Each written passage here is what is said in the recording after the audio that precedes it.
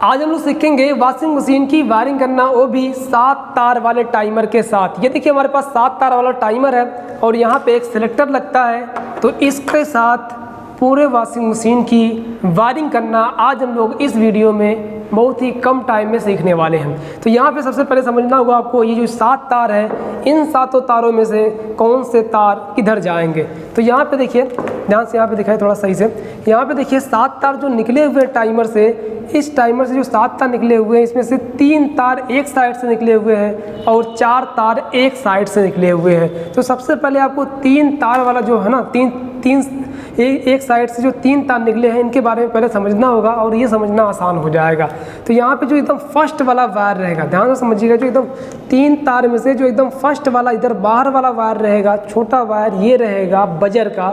जो इसमें ये बजर होता है, यहाँ पे मैं बल्ब का इस्तेमाल कर रहा हूँ, लेकिन यहाँ पे होता है बजर, जो कि अलार्म बताता है कि कपड़ा धुल चुका है। तो ये किसका है? बजर का है। बजर क्लियर हो गया। फिर उसके बाद इसमें इन दोनों में से जो छोटा वायर रहेगा, छोटा वायर, ये वायर अंदर भी हो सकता है और ये वायर बाहर भी हो सकता है, कहीं भी हो सकता है, लेकिन एकदम लास्ट में नहीं हो सकता है। लास्ट में जो वायर रहेगा, ये रहेगा हमेशा बजर का ही।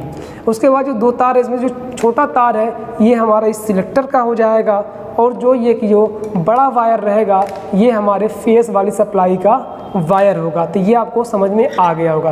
फिर उसके बाद यहाँ पे देख लीजिए, जो हमारे यहाँ पे 4 तार निकले हुए हैं, इसमें से 2 छोटे वायर हैं और 2 बड़े वायर हैं। तो यहाँ पे देखिए 2 छोटे वायर जिसमें थिम्बल लगा हुआ है, ये दोनों तार हमारे सिलेक्टर के हैं, और ये जो 2 बड़े वायर हैं जो कि नीचे जाएंगे, मतलब कि इस वाश मोटर के दोनों वायर हैं। तो ये आपको समझ में आ गया होगा कि कौन सा तार किधर जाएगा। अब यहाँ पे वायरिंग करना काफ़ी आसान हो जाएगा।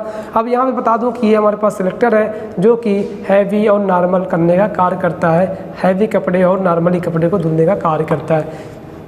ये बजर को आप जान ही गए। यहाँ पे हमारे पास है ये टाइमर, जो कि स्पिन टाइमर है, जो कि स्पिन टब को चलाएगा, मतलब स्पिन मोटर को चलाएगा।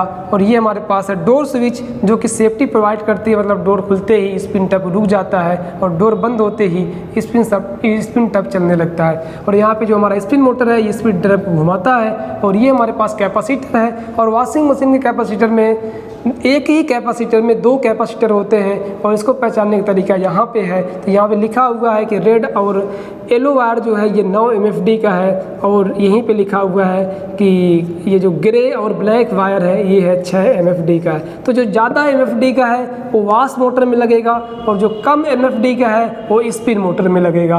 तो ये आपको इसके सारे पार्टों के बारे में समझ में आ गया होगा। तो आप इसका करते हैं वायरिंग। तो वायरिंग करने के लिए आपको सबसे पहले यहाँ पे जो फर्स्ट वाला वायर है, मतलब कि छोटा वाला वायर है जो लास्ट में एकदम है, ये चला जाएगा हमारे यहाँ बजर पर। तो ये हमारा बजर है, तो यहाँ पे हम इसको दे देते हैं। तो इसको डायरेक्टली यहाँ पे हम खोज देते हैं। फिलहाल अभी टेम्परेरी में वायरिंग करनी है, तो इसलिए हम खोज दें। आपको अच्छी तरीके से यहाँ पे कनेक्शन करना होगा, जोड़ना होगा। तो ये हमने इसको दे दिया है बजर को। अब उसके बाद यहाँ पे जो 2 वायर बचे 3 वायरों में से, तो इसमें जो छोटा वायर है ये चला आएगा सिलेक्टर में। और ये जो हमारा सिलेक्टर है, इसमें 3 पिनें बनी हुई हैं, एक पिन यहाँ पे है, एक पिन यहाँ पे है और एक पिन यहाँ पे है। तो जो एकदम साइड में रहेगी, जो अलग पिन रहेगी, उसी पे आपको इन तीनों तारों में से जो छोटा वाला तार रहेगा, सिलेक्टर वाला तार रहेगा, इसको हमेशा आपको जो अलग वाली पिन है इसमें ही इन करना होगा। तो हमने यहाँ पे इसको इन कर दिया, इसको साइड में करते हैं। और ये जो हमारा तार, इसमें से एक और बचा है, 3 तारों में से एक तार, इस पे दे देंगे फेज की सप्लाई। तो यहाँ पे ये हमारे पास है केबल, जिसके ज़रिए से 3 वायर निकले हुए हैं, एक अर्थ का है, एक न्यूट्रल का है, एक फेस का है। तो फेस वाला तार हमारे पास ये है, तो हम इसको डायरेक्टली यहाँ पे जोड़ देंगे। अब यहाँ पे जोड़ने के बाद आपको करना और भी है काम, कि यहाँ पे जैसे इस तरीके से हमने इसको फेस दे दिया, सेम इसी तरीके से ये हमारे पास जो है और टाइमर है, जो कि स्पिन टाइमर, मतलब स्पिन मोटर के लिए टाइमर, स्पिन टाइमर है। इसके भी 2 तार, इसमें भी एक सप्लाई चाहिए फेस की, तो इसको भी हम फेस की सप्लाई दे देते हैं। तो चलिए इसको इधर से ला करके यहाँ पे इसको भी फेस की सप्लाई दे दिया जाए। मतलब जो फेस की सप्लाई यहाँ पे दी गई है, वही फेस की सप्लाई इस वाले टाइमर को भी दे देना, क्योंकि ये दोनों अलग अलग बटन है ना, टाइमर है ना, तो दोनों को फेस चाहिए, तब ना ये दोनों मोटरों को देगा। तो दोनों को हमने फेस दे दिया, इसको भी दे दिया और इसको भी हमने दे दिया। इतना हो गया। अब इसके बाद इसमें से जो 4 तार निकले हुए हैं, इन चारों तारों में से जो हमारी ये 2 छोटे तार हैं जिसमें थिम्बल लगे हुए हैं, इन दोनों को ये जो पॉइंट है इन दोनों में जोड़ देना है, कोई भी किधर भी जोड़ सकते हैं, यहाँ पे कोई भी प्रॉब्लम नहीं है। अब इसके बारे में लास्ट में और थोड़ा सा बता देंगे कि इधर उधर कब करेंगे, ठीक है।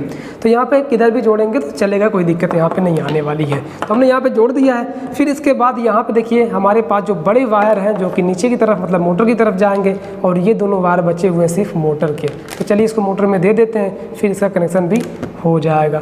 तो इसको इधर करते हैं, थोड़ा ध्यान से समझिएगा, बहुत ही बारीकी से समझना है क्योंकि बहुत ही आसान है, लेकिन थोड़ा तार ज़्यादा हो जाते हैं तो फिर परेशानी होती है।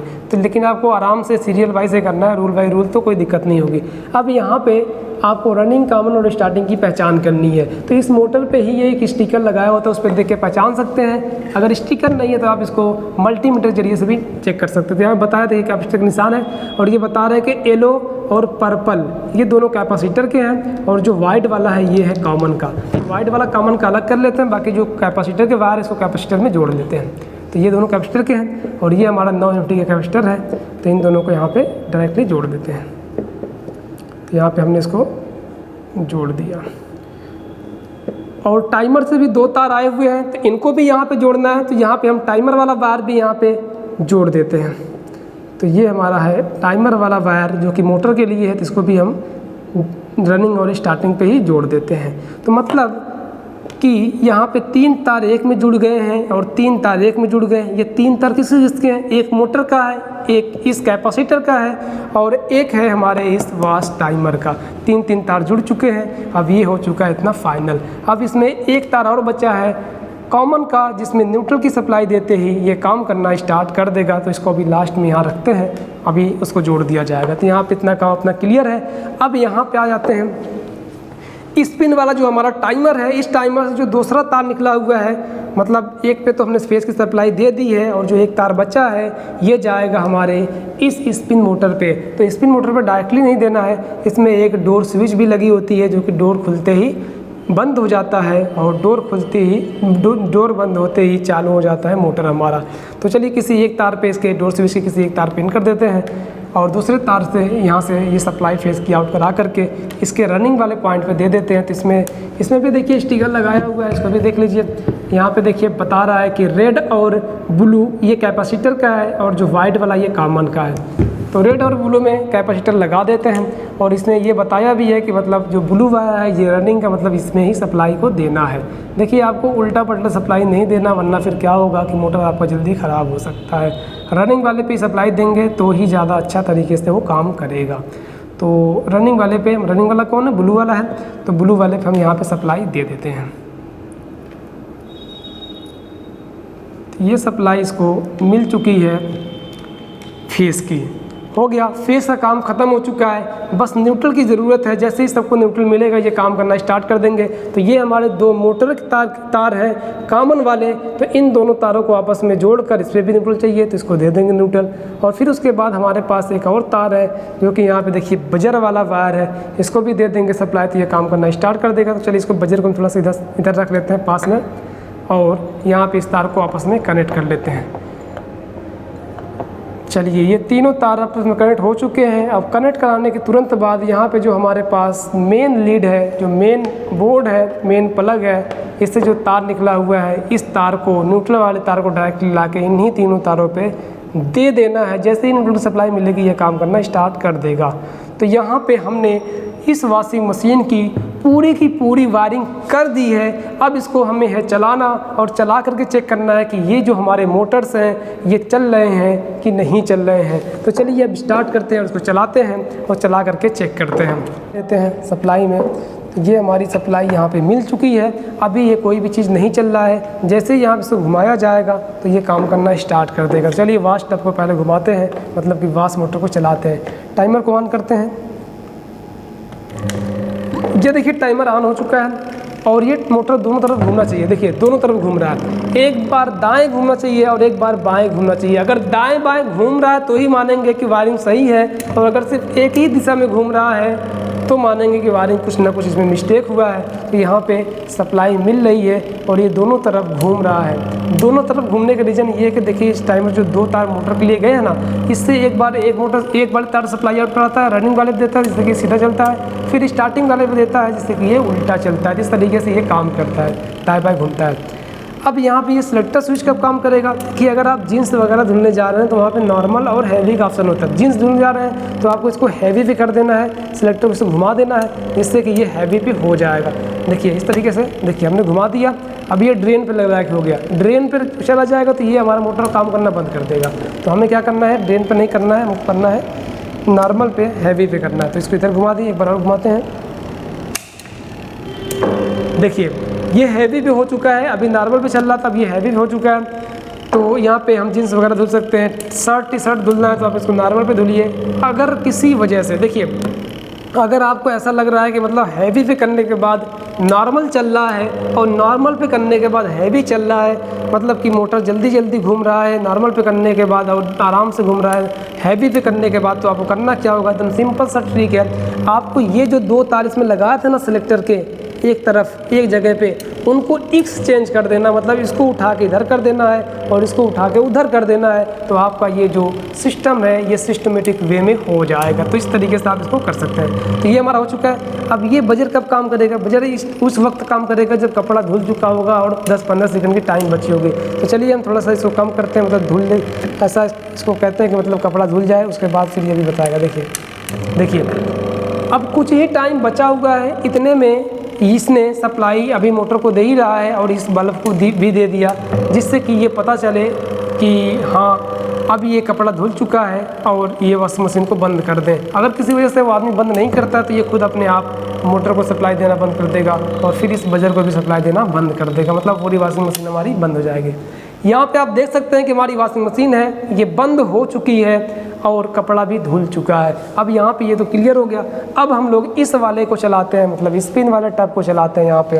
तो ये हमारे पास है स्पिन टाइमर, जिसके ज़रिए से स्पिन मोटर हमारा चलेगा। तो इसको हम घुमाएंगे। देखिए हमने इसको चालू कर दिया बट अभी भी ये मोटर स्टार्ट नहीं हुआ। इसका रीज़न बस यही है कि ये जो हमारा स्विच है